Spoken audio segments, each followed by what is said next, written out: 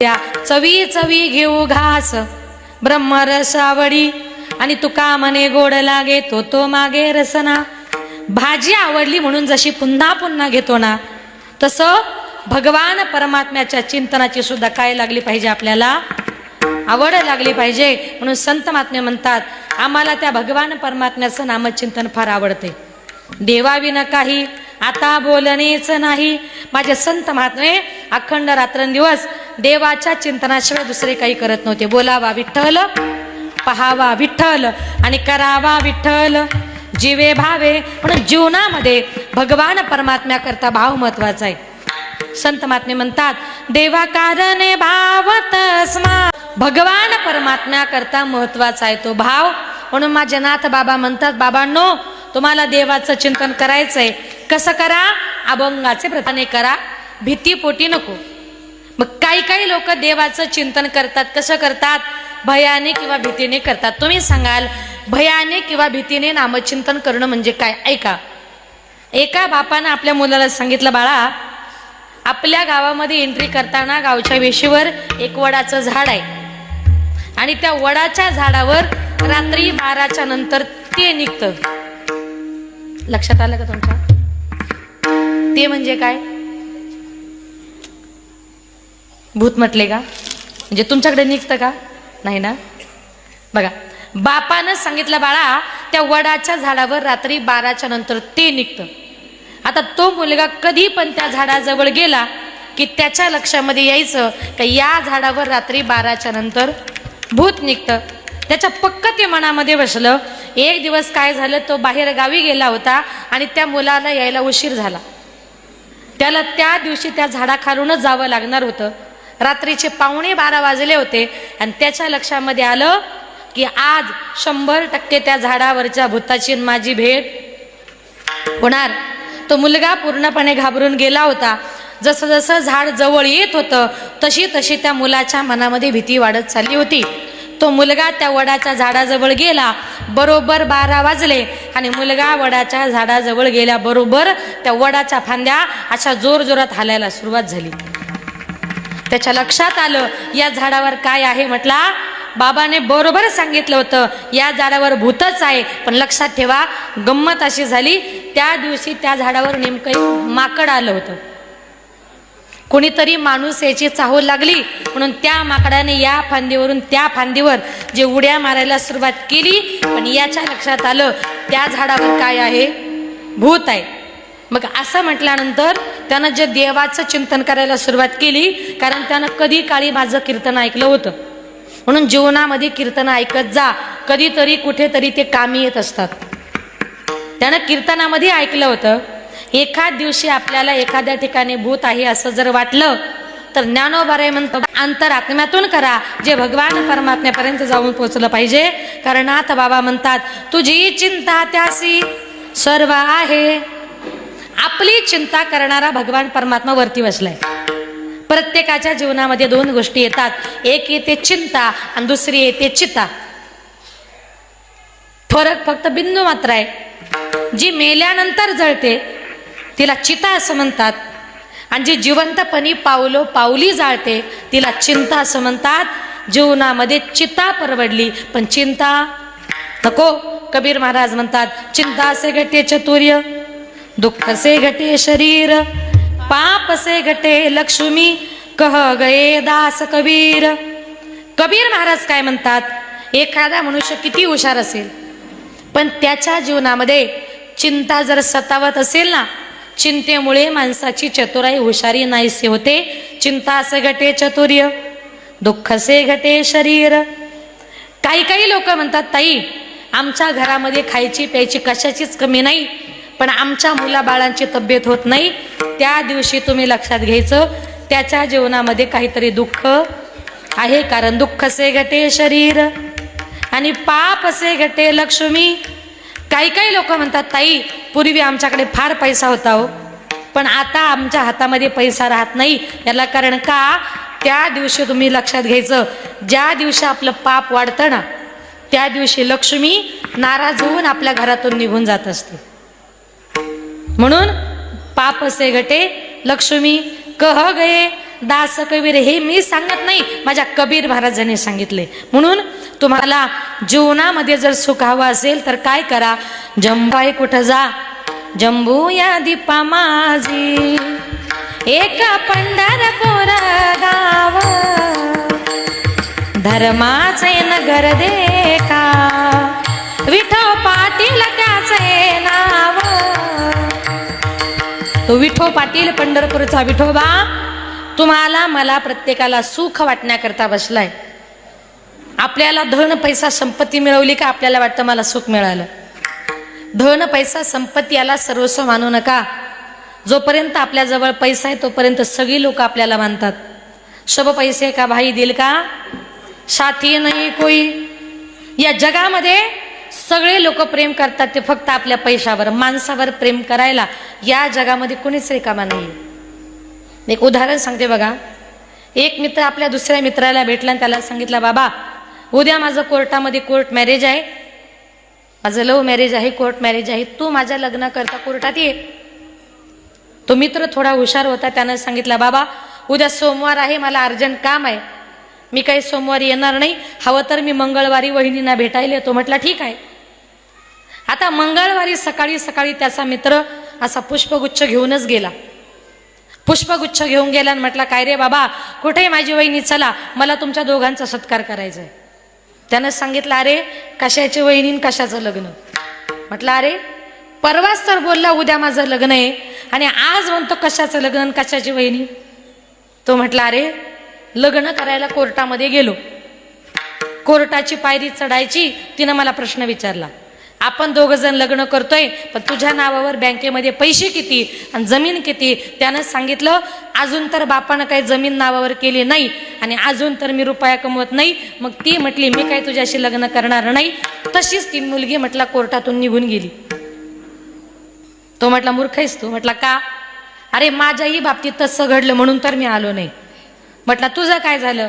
म्हटलं मला एका मुलीशी लग्न करायचं होतं, आम्ही दोघे जण कोर्टामध्ये गेलो, आमचा नंबर आला, कोर्टाची पायरी चढायची, तिनं मला प्रश्न विचारला, तुझ्या नावावर बँकेत पैसे किती आणि तुझ्या नावावर जमीन किती. मी सांगितलं 1 रुपया सुद्धा नाही, अजून जमीन बापाने नावावर केली नाही, पण घाबरू नकोस, माझा सगळ्यात छोटा चुलता आहे, त्याच्या लग्नाला बरेच वर्ष झाले, त्याला अजून काही मुलबाळ नाही, इथून पुढे कधी होणार नाही, त्याचा फार मोठा बंगला आहे, फार मोठी गाडी आहे आणि एकदा का माझा चुलता गेला का त्याच्या सगळ्या इस्टेटीचा मालक मीच होणार, त्याच्यामुळे तू काळजी करू नको.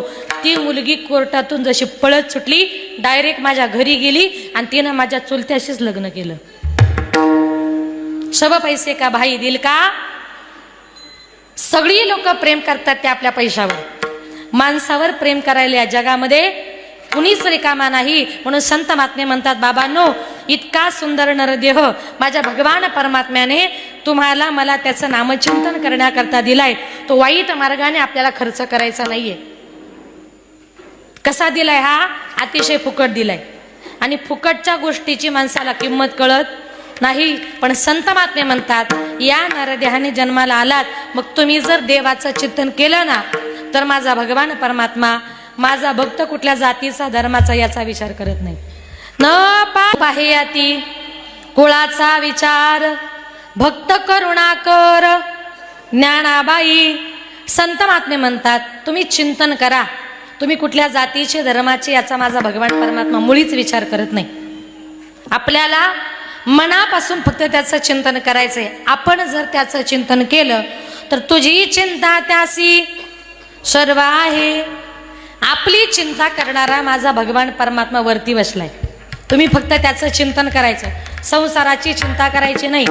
आता आळंदीची वारी झाली, त्र्यंबकेश्वरची वारी आली, आपण पंढरपूरची वारी करतो. जीवनामध्ये माणसाने वारी केली पाहिजे. कारण का, पायाचं पुण्य आहे तीर्थयात्रा करण्यामध्ये. जन्माला आला आणि नुसत्या संसाराच्याच वाऱ्या केल्या, शेतावरून घरात आणि घरातून शेतावर, तर पायाचा जन्म फुकट गेला असं समजा. पायाचं पुण्य आहे तीर्थयात्रा करण्यामध्ये. पायी तीर्थयात्रा घडो, देह संता घरी पडो. एकदा तरी या पायानं पायी वारी करून या. आळंदीला जा, पंढरपूरला जा, त्र्यंबकेश्वरला जा. एक शेजारी बाई एखाद्या बाईला म्हणते, अगं तू कधीच पंढरपूरला नाही, आळंदीला नाही, त्र्यंबकला नाही, तू कधीच वारीला येत नाही, एवढ्या वर्षी तरी चल. ती सांगते मला ही आवड आहे ग. मग आवड आहे तर कधी आली नाही. नाही, मी पुढच्या वर्षी 100% येईल. या वर्षी माझी नातवंड थोडी लहान आहेत, पुढच्या वर्षी येईल. पण मला सांगा, तुम्ही पुढच्या वर्षीपर्यंत जगालच याची गॅरंटी आहे का? मग आता जिवंत आहात ना, आता जवळची त्र्यंबकेश्वरची वारी आली, तिकडे तरी जा आणि पायानं एकदा तरी पायी वारी करून या. त्याशिवाय तुम्हाला पायाचं पुण्य प्राप्त होणार नाही. हाताचं पुण्य आहे दान करण्यामध्ये, पायाचं पुण्य आहे तीर्थयात्रा करण्यामध्ये, आणि मुखाचं पुण्य आहे नामचिंतन करण्यामध्ये. म्हणून संत महात्मे आपल्याला जो मार्ग दाखवतात, या मार्गामध्ये प्रत्येकानं काय केलं पाहिजे? संतांचं ऐकलं पाहिजे. जीवनामध्ये काही काही लोक कोणाचंच ऐकत नाही, आणि प्रत्येकाची बुद्धिमत्ता ही सारखी नसते. प्रत्येकाची बुद्धी ही वेगवेगळी असते. काही असतात त्या अर्धवट बुद्धीचे, काही असतात ते मंद बुद्धीचे. एक अर्धवट बुद्धीचा मनुष्य अशा नाशिकवरून तो पुण्याला जायला निघाला, बसमध्ये बसला. बसमध्ये खूप गर्दी होती, त्याला जागा मिळाली त्या ड्रायव्हरच्या बाजूला, त्या बॅटरीच्या ह्याच्यावर, तिथे बसला. एसटी 50-60 किलोमीटर अंतरावर गेल्यानंतर एका हॉटेलमध्ये तो ड्रायव्हर नाश्ता करायला गेला, आणि हा आपला तिथंच बसून राहिला. पण बसल्या बसल्या यानं काय केलं माहितीये? तो एसटीचा गेअर होता ना, गेअर, तो उपटला आणि फेकून दिला. आता बसवाला आला, आल्याबरोबर इकडे तिकडे घेर शोधू लागला, त्याला घेरच सापडत नाही. तो म्हणतो, का रे बाबा, अरे इथला घेर काय केला? म्हटला दिला उपटून फेकून. म्हटला का? म्हटला अहो, नाशिकवरून निघाल्यापासून मी तुमची गंमत बघत होतो, तुम्ही त्या दांड्याला उपटायचा प्रयत्न करत होते, तुम्हाला काही ते उपटलं नाही, तुम्ही हॉटेलमध्ये गेले, मी एका झटक्यात उपटून फेकून दिलं. याला म्हणतात अर्धवट बुद्धीचे. मग आता ती गाडी पुढे चालेल का? काही काही लोक कुठं काही डोकं लावतात हो. पण संत महात्म्याने आपल्याला बुद्धी दिली. बुद्धीचा पालट धरा काही. संत महात्मे जीवनामध्ये आपल्याला सावध करण्याचा प्रयत्न करतात. जीवनामध्ये प्रत्येकाने सावध व्हा. सावधान शब्द कधी ऐकला का? कधी कधी आपल्याच लग्नात, आपल्या लग्नात ऐकला ना? हा, आपण लग्नामध्ये ऐकतो त्या दिवशी तो ब्राह्मण आपल्याला सावध करत असतो, बाबा आजपासून तू सावध राहा. कारण एकदा का माणसाच्या डोक्यावर अक्षदा पडल्या का त्याच्यावर जबाबदाऱ्या येतात, आणि अक्षदा पडल्या की त्याच्या जीवनामध्ये आणा शब्द सुरू होतो. आणा. आणा म्हणजे काय? किराणा संपला, आणा कपडे, आणा मुलांना डबा, आणा. आता सगळ्यांचा आणा करता करता माणूस कधी काना होतो तो त्याचं त्यालाच कळत नाही. म्हणून संत महात्म्या मीही आज या ठिकाणी तुम्हाला सावध करणार आहे. आपल्या 10 वर्षाच्या आयुष्यापासून 100 वर्षाची गणना मी तुमच्या समोर मांडणार आहे. त्याच्यामध्ये आपण कुठे बसता हा ज्याचा त्याने विचार करा. आपलं वय आलं की आपण सांगा हे माझं परफेक्ट वय आहे आणि इथून पुढे मला सावध व्हायचंय. बघा ऐका, पहिली आपली स्थिती होते, पहिलं आपलं आयुष्य 10 वर्षाचं. 10 वर्षामध्ये काय होतं? 10 वर्ष बालपण, 20 वर्ष तारुण्य, अंगी भरला मदन, मग तो कैसा सावधान, सावध सावधान वाचे वदा नारायण. 1 ते 10 वर्षापर्यंतच आयुष्य आपलं बालपणात जातं, काही कळत नाही, खेळण्यात वय निघून जातं. 20व्या वर्षामध्ये 20-25 वर्षामध्ये आपण तारुण्यामध्ये येतो, अंगामध्ये मदन भरलेला असतो, आपण काय करतो हे आपल्याला कळत नाही. मग आता 20 वर्षाचं आयुष्य झालं, आता 30 वर्षाचं आयुष्य येतं. 30 वर्ष होती पुत्र दारा मागे फिरती, प्रपंच लागे पाठी, मग तो कैसा परमार्थी, सावध सावधान वाचे वदा नारायण. 30 वर्षाचं आयुष्य झालं की आपलं लग्न होतं, आपल्याला मुलं बाळ होतात, आपण संसाराच्या पाठीमागे फिरतो. मुलं लहान लहान आहेत, त्याला सांभाळलं पाहिजे, त्यांचं संगोपन केलं पाहिजे. आपण बायको मुलांच्या पाठीमागे राहतो. 30 वर्षामध्ये माणसाला देवाचं चिंतन करायला वेळ मिळत नाही. मग 30 वर्षाचं आयुष्य संपलं, मग येतं 40 वर्षाचं आयुष्य. 40 वर्ष झाली डोळा 40 आली, डोळ्यास भुरळ पडली, कैसी दूरानी जवणी, सावध सावधान वाचे वदनारायण. 40 वर्षाच्या आयुष्यामध्ये काय होतं माहितीये, माणसाला चष्मा लागतो. आणि आता कंपल्सरी 40 वर्षाचं आयुष्य झालं की आपल्याला चष्मे लागतात. का? आत्ता तोंडासमोर मोबाईल, घरात गेलं की TV, कधी लॅपटॉप, कधी कम्प्युटर. पूर्वीच्या काळी माणसं 100 वर्षाची व्हायची पण त्यांना चष्मा लागत नव्हता. का? कारण त्यांच्याकडे मोबाईल नव्हता आणि त्यांच्या घरात TV नव्हता. पण आता 40 वर्ष झालं की 100% डोळ्याला चष्मा लागतो. 40 वर्ष झाली, डोळा 40 आली. आणि मग त्यांना सांगितलं चला 9 ते 11चं कीर्तन आहे. ते म्हणतात आता डोळ्याने कुठं दिसतं का? डोळ्यास भुरळ पडली, कैसी दूरानी जवणी, सावध सावधान. बघा, म्हणून संत महात्मे म्हणतात डोळ्याला चष्मा लागायच्या अगोदर एखाद्या मंदिरात जा. आणि मंदिरात गेल्यानंतर काही लोक काय करतात माहितीये, देवाच्या समोर जातात, 2 हात जोडतात, डोळे झाकतात. डोळे झाकून देवाकडे कधीच मागायचं नाही. मंदिरात गेले ना, ज्या देवाच्या पाया पडायला गेलेत ना, त्या देवासमोर डोळे झाकू नका. डोळे उघडे ठेवून त्या देवाला प्रेमानं बघा. इतकं बघा की त्या देवाला आपल्या डोळ्यामध्ये साठवून घ्या. आणि म्हणून जोपर्यंत डोळे चांगले आहेत ना, तोपर्यंत या डोळ्याने भगवान परमात्म्याला सतत बघत राहा. त्या देवाला आपल्या डोळ्यामध्ये साठवा. आणि या डोळ्यानं भगवान परमात्म्याचं मुख जर आवडीनं बघितलं ना, तुमच्या डोळ्यांना कधीच काही प्रॉब्लेम होणार नाही. 40 वर्षाचं आयुष्य संपलं, नंतर येतं 50 वर्षाचं आयुष्य. 50 वर्षामध्ये आपली अवस्था काय होते हो? 50 वर्ष होती, हलती दातांच्या पंगती, श्याम केस शुभ्र होती, त्यासी माता म्हणती, सावध सावधान वाचे वदनारायण. 50 वर्षाच्या आयुष्यामध्ये काय होतं? हलती दातांच्या पंगती. 50 वर्ष झाले की आपले दात हालायला लागतात. श्याम केस शुभ्र होती, त्यासी माता म्हणती. बघा, आपल्या डोक्याचा एखादा केस जरी पांढरा दिसला, लोक म्हणतात बस चल तुझं संपलं, आता तू म्हातारी झाली. ही 50 वर्षाची अवस्था. मग 50 वर्षाचं आयुष्य संपलं, 60 वर्षाचं आयुष्य येतं. 60 मध्ये काय होतं?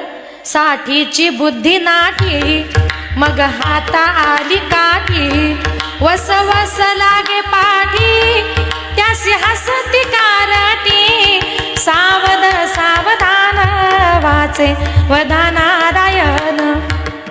60 वर्षाचं आयुष्य झालं की माणसाची बुद्धी काम करत नाही.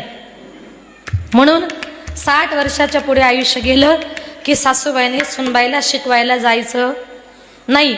आणि सासूबाई जर तिला शिकवायला गेली, सुनबाई आज भाजी चांगली झाली नाही, ती म्हणते आत्याबाई तुमचं वय झालं, तुम्हाला चवच कळत नाही, तुम्ही गप बसा, तुमची बुद्धी आता काम करत नाही. 60ची बुद्धी नाठी, मग हाता आली काठी, वस वस लागे पाठी, त्यासी हसती कारटी. आपलीच नातवंड, आपण तरुण असताना आपल्याला आजी बाबा म्हणतात, ती नातवंड एकदा का आपण म्हातारा झालो की आपल्या पाठीमागे येतात आणि म्हणतात चल म्हाताऱ्या, चल म्हाताऱ्या, आपलीच टिंगल करतात. त्यासी हसती कारटी. ही 60ची अवस्था. आणि मग 60 वर्षाचं आयुष्य संपलं, 70 वर्षाचं आयुष्य येतं. 70 वर्षामध्ये आपलं काय होतं? 70ची केली रचना, बसल्याने उठवेना, उठल्याने चालवेना, मग तो झाला दैन्यवान, सावध सावधान वाचे वदनारायण. 70 वर्षाच्या आयुष्यामध्ये आपले हातपाय काम करत नाही, शरीर साथ देत नाही, खाली बसलेलं उठता येत नाही, उठल्यानंतर आपल्याला धड चालता येत नाही. आणि मग माणसाची अवस्था फार दैन्यमान होते. 70 वर्षाचं आयुष्य संपलं, आता येतं 80 वर्षाचं आयुष्य. 4 20 मिळून 80, मग तर झाला अपयशी, पाण्याविना मचली जैसी जीव होतो कासावीसी सावध सावधान वाचे वदा नारायण 4 गुणिले 20 मिळून 80 वर्षाच्या आयुष्यामध्ये माणसाला धड बोलता येत नाही, धड चालता येत नाही, घरातली माणसं लक्ष देत नाही, आपली घरातली माणसं आपली टिंगल करतात. एखादं छोटंसं बाळ जर झोपेत नसेल आणि तो म्हातारा किंवा ती म्हातारी त्या घरामध्ये जर बसली तर सुनबाई त्याला झोका देते आणि मग ते झोप नाही तर भोकाडी बाजूलाच बसलाय. कुणाला म्हणते?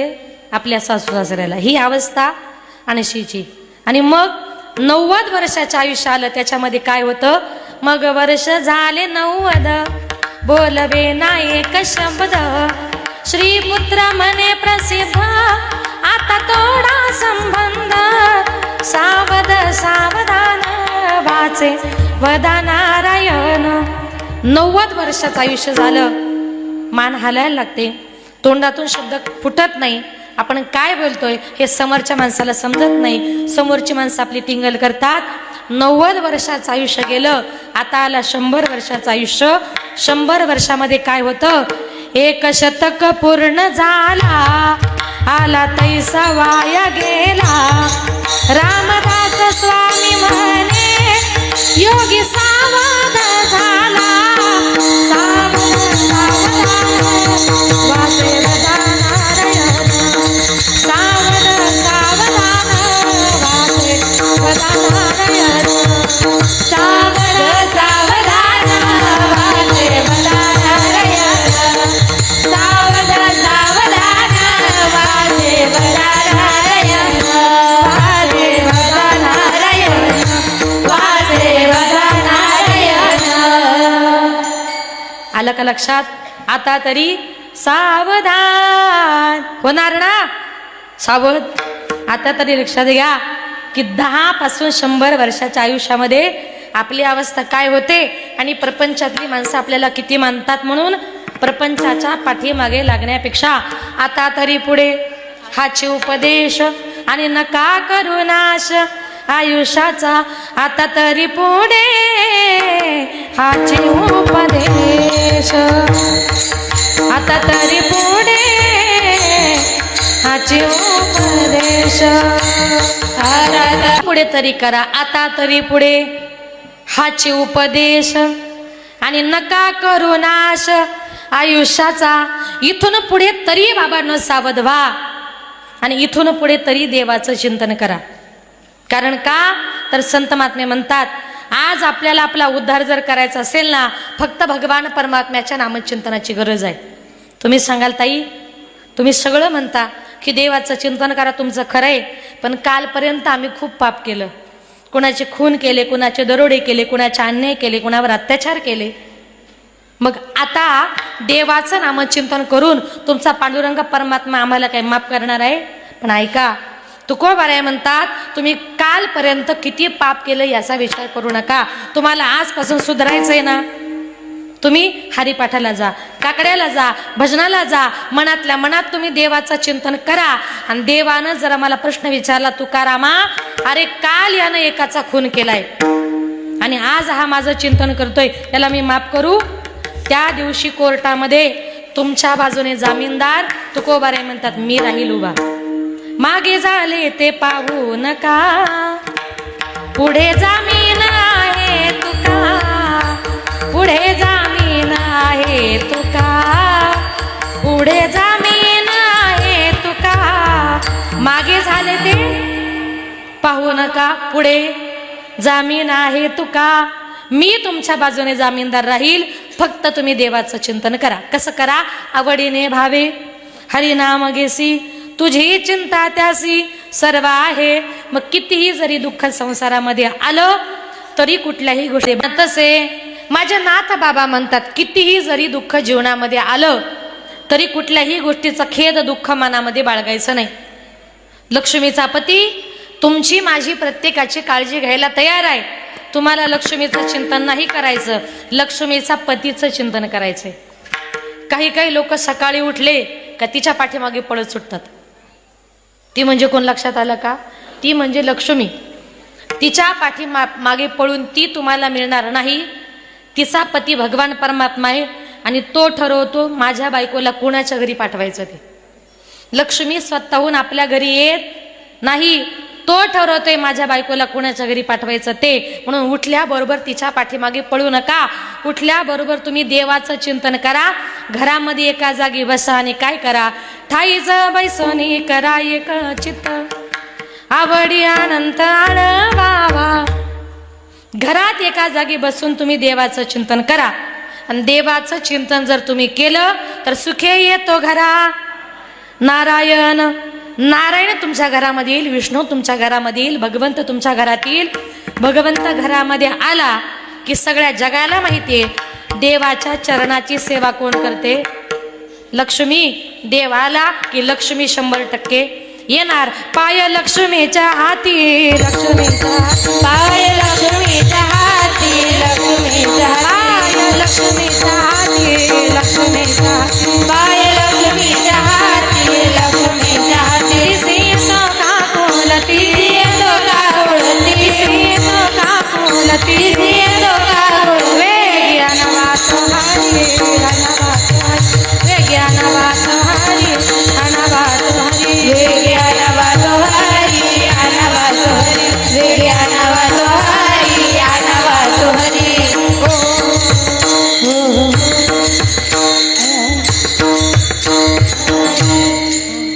पाय लक्ष्मीच्या.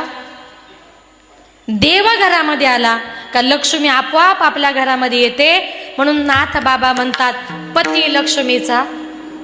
लक्ष्मीचा पती तुमची माझी काळजी घ्यायला तयार आहे. कारण का, हे संपूर्ण जग त्या भगवान परमात्म्याच्या हातामध्ये आहे.